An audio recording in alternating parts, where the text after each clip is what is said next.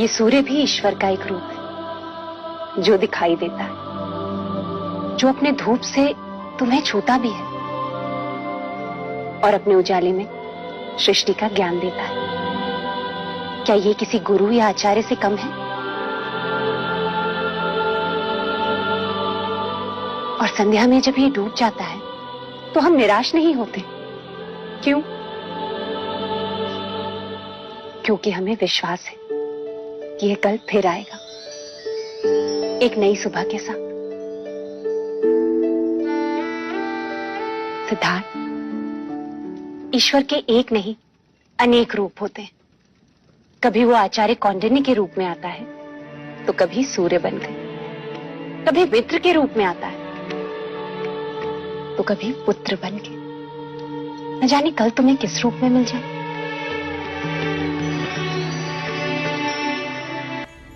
En tanto el deseo, la danza y la música traigan de vuelta a Siddhartha. Las mujeres de aquí lo vamos a enamorar pronto. Vamos a arrancarle el desapego que tiene ahí dentro. Solo debe dejárnoslo a nosotras.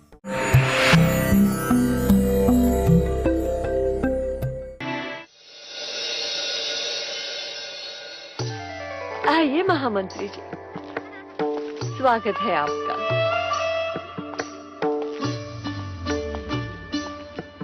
सुंदर, अति सुंदर। युवराज अवश्य पसंद करें। देवियों, आज तक केवल क्षत्रिय अपनी मातृभूमि के लिए युद्ध करते आए हैं। अपने तलवार के बल पर शत्रुओं पर विजय प्राप्त करते आए हैं। परंतु इस बार ये कार्य आप लोगों को करना है। तलवार तो हम उठा नहीं सकते, हम तो बस पलकें उठा सकते हैं। तलवार से अधिक बेधक शस्त्र हैं आपके पास।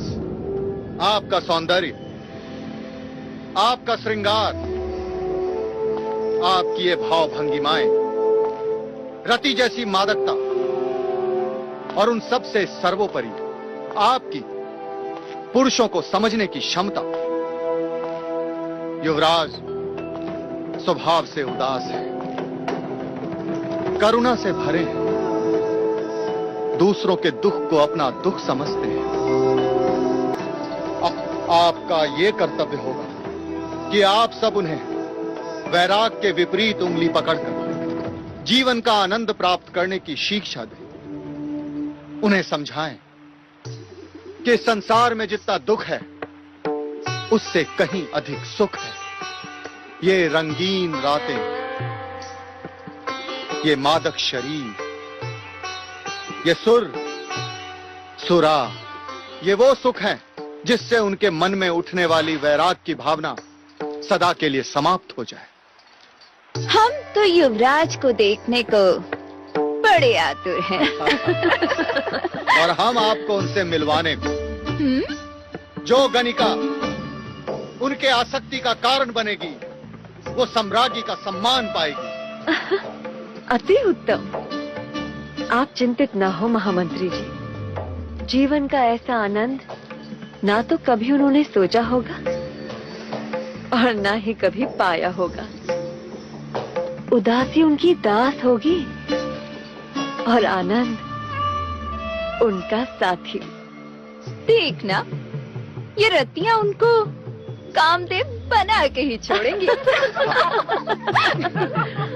हाँ, और हमारा आपसे वचन है महामंत्री जी, युवराज जल्द ही स्वयं को पुरुष समझने लगेंगे।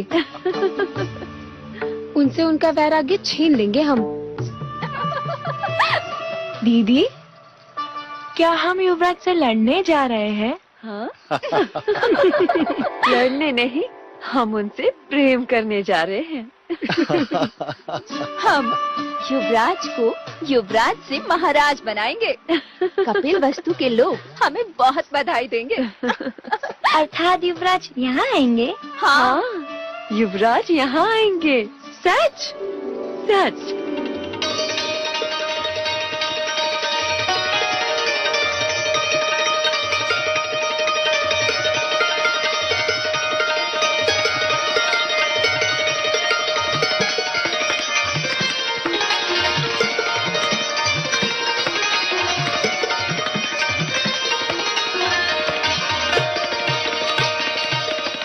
उत्तम, अति उत्तम।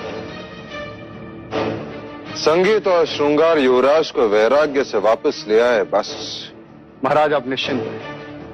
युवराज सिद्धार्थ बहुत जल्द अपना वैराग्य खो देंगे। अनुज,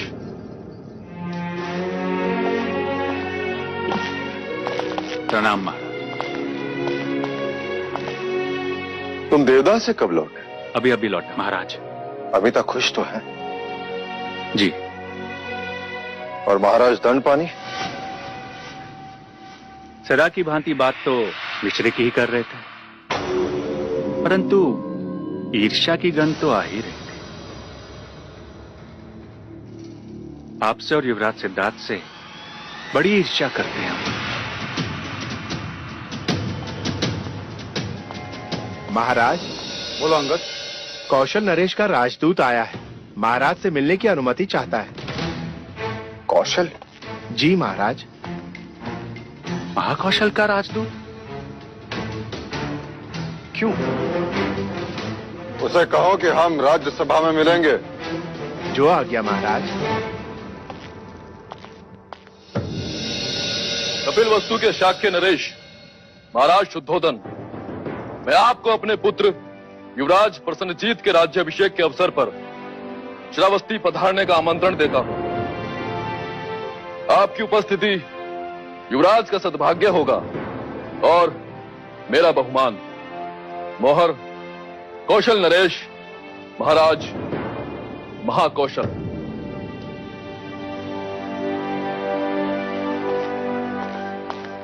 महामंत्री, कौशल राज को संदेशा भेजो कि उनके आमंत्रण के लिए हम आभारी।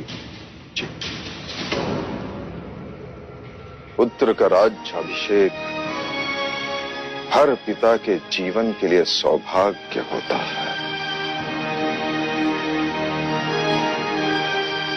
हम अवश्य पधारेंगे।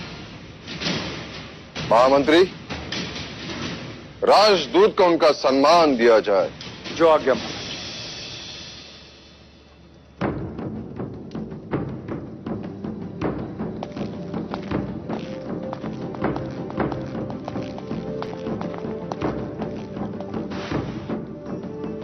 महाराज, क्या आपका कौशल राज जाना उचित होगा? मैं तो कहता हूं महाराज, किसी बात का निमित्त बनाकर टाल दीजिए। इस राज्याभिषेक का आमंत्रण केवल कौशल राज का शक्ति प्रदर्शन लगता है। नहीं महाराज, आपको वहां अवश्य ही जाना चाहिए, और यदि आपकी अनुमति हो तो मैं भी साथ चलूंगा। मुझे भी कौशल नगरी देखनी है, और साथ ही युवराज प्रसन्नजीत को भी। हाँ हाँ, क्यों नहीं।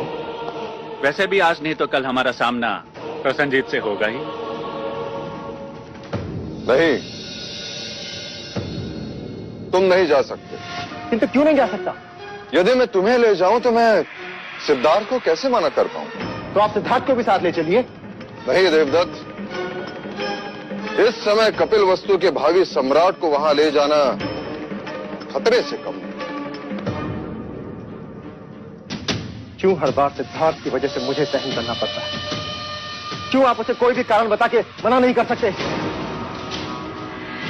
देवदत्त, अपने विवेक की चौखट मत लांघो। इतनी भी समझ नहीं कि महाराज से प्रश्न नहीं करते। जाओ यहां से।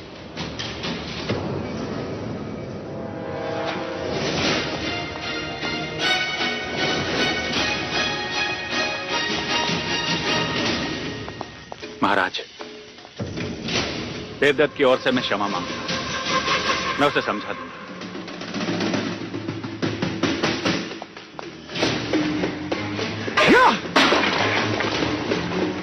देवदत्त! देवदत्त!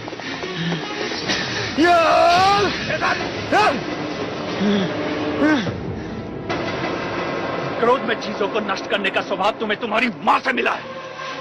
मां से कुछ तो मिला, पिता से तो कुछ भी नहीं। देवदत्त, मेरी बात ध्यान से सुनो। आज तक वही तो करता आया हूं। शांत! और एक बात गांठ बांध लो, महाराज को निराश करने का अर्थ है अपने ही भाग्य को ठोकर मारना।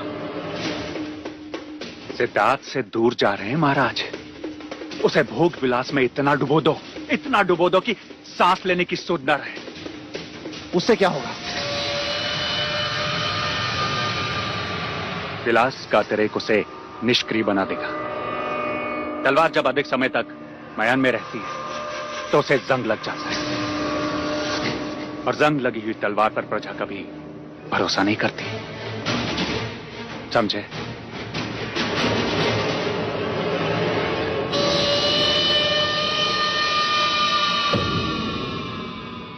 सत्य कथा,